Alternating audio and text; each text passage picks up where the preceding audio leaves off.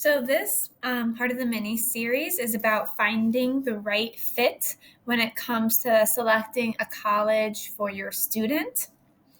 So, finding the right fit for the college and finding the right college in general is a combination of must haves or preferences or priorities that your student wants in a college. But your student should also combine that with a feeling that they get when they are on the college campus. They should get a sense of feeling like they could really see themselves at this university. They could really see themselves in the student center. They could see themselves in the classroom. They could see themselves in the dorm. It all just kind of makes sense. And that is when your student knows that they have found their right fit. So, a couple of things to think about when looking for that right fit and developing that checklist, if you will, of what it is you should be looking for. I always tell students, first of all, consider location. Location, location, location, right? How far away from home are they comfortable being? Are they comfortable with it being drivable, in a day, drivable over a weekend? Um, Requiring days of travel compared to just a few hours of travel. Same for you as parents as well. Are you comfortable and are they comfortable with if they would ever need something that you could go down, within a few hours and make it there? So location is first. Environment. What are they looking for? Are they looking for a large, a small, an urban setting? Where do they envision themselves at? For their campus, do they want something that's kind of all together in one remote area, or are they more comfortable and okay with maybe the college being spread out over the city? A lot of times that's how urban areas are. Each major, each not each major, each building where they may have a class, maybe in a different, site, not necessarily close to campus. So would they be okay with that? And how easy is it for them to navigate their campus as well? Are they comfortable taking transportation to get from one end of campus to the other if necessary? Or are they more comfortable with a campus where they can, literally walk from one end to the other with no issues? So think about that. Is there any type of like downtown area, something that's going to keep their interest? How far is it, to a larger city if they're looking for maybe something to do outside of campus? What does that environment look like? Academic major, most schools, they will have a list of majors that you can look at and minors as well. So I think what's important is to consider, one, do they have the major you're interested in? But two, if you've ever thought about maybe something else, do they also, sorry, that's the bell here at the school. If you've ever thought about something else, do they also have majors, as a backup? If you were maybe focused on engineering and then you want to switch over to data analytics, do they have a program for data analytics? How strong is that program for data analytics? Just trying to keep your options open when you're looking at the right college for you. And also think about, are there prerequisites or requirements to get into certain academic majors? For example, a lot of times nursing, that is a major where you have to apply sometimes your sophomore year. And you have to have a certain GPA, and usually that major is pretty competitive to get into. So that can be pretty stressful. There are some universities where you can start the nursing major right from freshman year. You don't have to wait and apply. There are some universities where if you're accepted into one program or major, you're accepted into all. You don't have to worry about applying at a later time. So that's something else to consider about, is how are you able to access certain majors? What majors do they have? What's their comprehensive list? internships and other opportunities for your student. So, what are some experiences that the current students on campus, what are they able to access? And when are they able to access these experiences too? I was on a visit to Oberlin College last winter, and I was talking with a student, and she said for her it was between University of Michigan and Oberlin, Ohio. And she said what drew her to Oberlin was she didn't have to wait to be part of any research opportunities. She could start doing that her freshman year. So that was something that was very intriguing to her.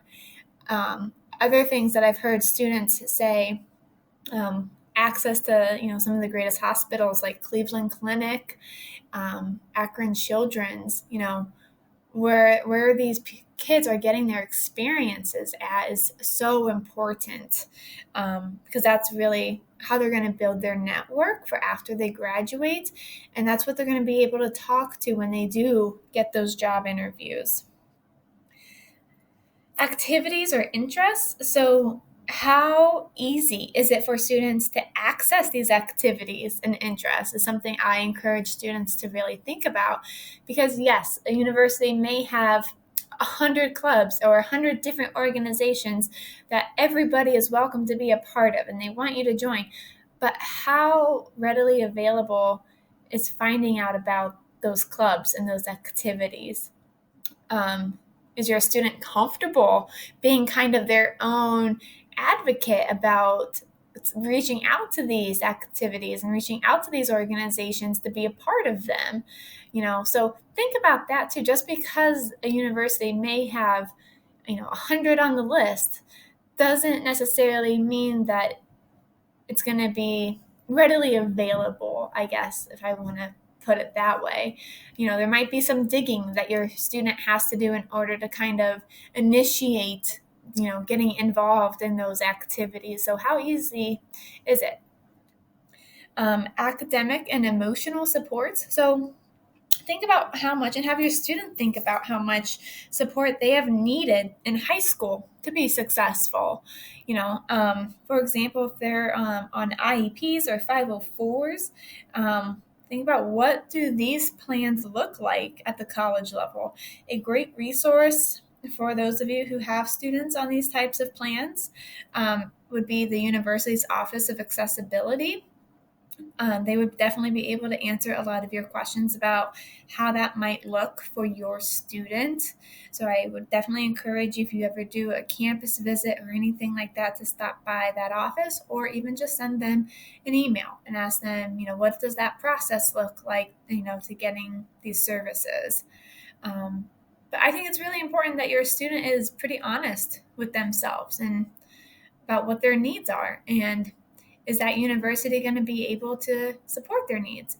If your student is someone who needs a person to talk things through, if they need someone to kind of be their study buddy, if they need a tutor, do they have peer tutoring set up on campus somewhere, and how would a student access that? Do they have to be referred from the professor, or can they just walk in at any time? What does that look like? It looks different everywhere. So it's important to think about, when you're thinking about fit, how you will best be served by the university. Campus safety. I know this is definitely important, especially for parents. So, a few things that are pretty new, kind of, are the transportation after hours. So, if a university is near a bigger city, or if it's just a campus that is kind of spread out throughout the city, if your student is late one night studying at the library, and time kind of got away from them and now it's after dark, a lot of universities are now providing transportation kind of after those normal hours. So I think it's definitely worth asking, what does their security look like? Access to dorms, who has these access to the dorms? Do you have to have a swipe card to get in? How is someone able to get in? What does that security look like? And text alerts too. I think most universities utilize some type of text system where parents, if you sign up for it, and students, they can get alerts about, safety on campus and what to look for. Retention and graduation rates is the last thing when considering fit. So retention to me is very important because it speaks to how happy the current students are. They're happy enough that they stay all 4 years. So for me, that retention rate kind of tells a pretty good picture of what, it looks like, how satisfied these students are on campus, you know, that these students are picking a college that's the right fit for them. Sometimes I think students end up changing universities because they later realized, ooh, this was not the right fit for me. And then graduation, you know, is it typically a 4 year rate for graduates? What kind of advising is available to them to help them graduate on time? It's not uncommon for students to change their majors or to add on a minor or to add on a second major, even. So, what kind of advising is available to them to help them graduate on time if something like this were to happen? So, that is what you should be thinking about when you're thinking about finding the right fit for your student, what your student should be thinking about. I think it's a great idea to create some type of chart, and like a checkbox list, just, check, it's got this, this, and this.